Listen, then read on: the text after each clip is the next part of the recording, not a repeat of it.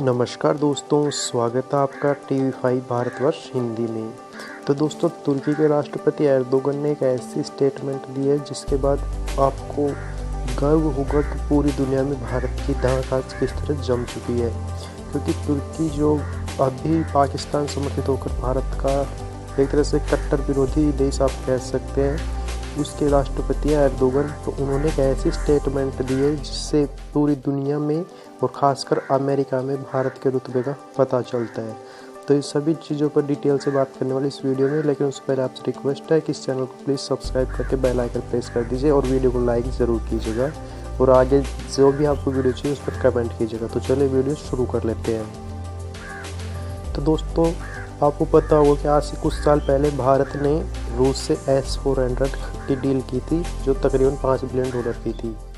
और रूस से डील के बाद अमेरिका के कई सीनियर अधिकारियों ने इसका काफ़ी विरोध भी किया था कि जी आप हमसे F-35 ले लीजिए, F-22 जो रैप्टर है उनका वो ले लीजिए, लेकिन आप तो ये जो रूस से ये S-400 की जो डील है वो कैंसिल कर दीजिए।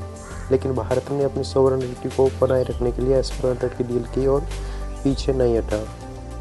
उसी समय तुर्की ने भी, उसे तकरीबन थोड़े पहले तुर्की ने भी रूस से S-400 की डील की थी और वो उसे मिल भी गए हैं। लेकिन तुर्की जो है पहले नाटो का संगठन था और भारत नाटो का संगठन न था और ना ही है। लेकिन फिर भी अमेरिका ने भारत का विरोध तो किया था, लेकिन आप कह सकते कि इतने ओपनली भारत का विरोध नहीं किया था। लेकिन तुर्की पर अमेरिका ने तुर्की का बहुत ही भारी विरोध किया है और उस पर कई सेंसर लगा भी दिए और आगे भी उस पर कई तरह के प्रतिबंध लगाने की बातें चल रही है। क्योंकि तुर्की जो है नाटो संगठन जो था उसका सदस्य भी था और तुर्की जो है उसके S-400 से कई नाटो देश जो है नाटो जो संगठन है उनके जो कई सदस्य देश हैं उनको भी खतरा महसूस हो रहा है और तुर्की उन पर अपना एक तरह से धाक जमाने की कोशिश करता रहता है। और जो भारत है उससे नाटो के देश को कोई खतरा है और ना ही अमेरिका को किस तरह का खतरा है। अमेरिका और नाटो संगठन जानते हैं कि भारत केवल और केवल चीन पाकिस्तान को काउंटर करने के लिए और अपनी सुरक्षा को बनाए रखने के लिए ये डील कर रहा है। तो अमेरिका दबे पाँव कभी कभार भारत को इस बारे में दबाव बनाने की बात पर कोशिश करता है, क्या जी आप S-400 जो डील है उसे कैंसिल कर दीजिए और आप हमसे कोई भी बढ़िया हथियार खरीद सकते हैं। लेकिन भारत ने इस डील को कैंसिल नहीं की है। जबकि जो रूस से वही S-400 तुर्की ने लिए हैं, तो अमेरिका ने उस पर कई तरह के सैंक्शंस लगा दिए और आगे भी उस पर कई तरह के प्रतिबंध लगाने की बातें चल रही हैं। तो इस पर जो तुर्की के राष्ट्रपति एर्दोगन, उन्होंने एक स्टेटमेंट दी है कि जो अमेरिका तो अपनी दोनों आंखों से अलग अलग देखता है, वो एक ही चीज़ खरीदने पर भारत को तो किसी भी तरह का प्रतिबंध नहीं दे रहा, बल्कि अपने संविधान में संशोधन करके भारत को और भी छूट दे रहा है, जबकि तुर्की पर बहुत ज़्यादा प्रतिबंध लगा रहा है। एर्दोगन ने कहा है कि जो S-400 रूस से खरीदे हैं हमने, वो भारत ने भी खरीदे हैं और तुर्की ने भी खरीदे हैं। लेकिन अमेरिका ने तुर्की पर तो कई तरह के प्रतिबंध लगा दिए और आगे भी प्रतिबंध लगाते चले जा रहे हैं और तुर्की पर साथ ही कई तरह के दबाव भी बनाए जा रहे हैं। लेकिन जी भारत पर ना तो कोई प्रतिबंध लगाया है और ना ही खुले तौर पर विरोध किया गया है।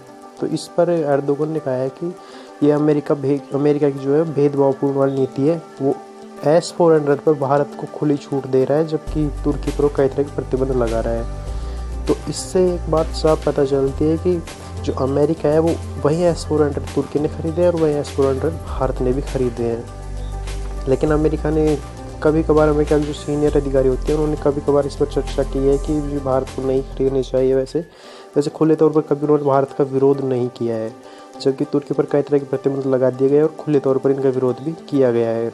तो इससे एक बात पता चलती है कि भारत की जो धाक है वो अमेरिका में भी आज बहुत काफ़ी तेज़ी से बढ़ रही है, जबकि तुर्की की जो है उसे अपनी औकात का पता चल गया है। तो इसी को जो एर्दोगन है तुर्की के राष्ट्रपति, उन्होंने कहा है कि जी ये भेदभाव कर रहा है, भारत को खुली छूट दे रहा है जब तुर्की पर प्रतिबंध लगा रहा है। तो यही जो एर्दोगन है उन्हें अब भारत की ताकत समझ में आ गई है। तो दोस्तों, इस वीडियो को बनाने का मेरा मकसद यही था कि तुर्की और भारत में जो काफ़ी डिफरेंसेस थे अमेरिका की नज़रों से, वो आपको बताना था। और साथ ही अब जो एर्दोगन है उन्हें भी इस बारे में पता चल चुका है। तो यही थी वीडियो। और आपसे रिक्वेस्ट है कि चैनल को प्लीज़ ज़रूर सब्सक्राइब कीजिए, क्योंकि मैं आपके लिए नई नई न्यूज़ लेकर आता रहूँगा। और बेल आइकन को प्रेस कीजिएगा, वीडियो को लाइक ज़रूर कीजिएगा। और हाँ, जो भी आपका सवाल हो वो कमेंट में ज़रूर पूछिए, कमेंट ज़रूर कीजिएगा। और प्लीज़ वीडियो को लाइक करके चैनल को सब्सक्राइब ज़रूर कीजिएगा। मिलते हैं नेक्स्ट वीडियो में। जय हिंद। लेकिन जाते जाते वीडियो को लाइक और चैनल को सब्सक्राइब करना मत भूलिएगा प्लीज़। जय हिंद, जय भारत।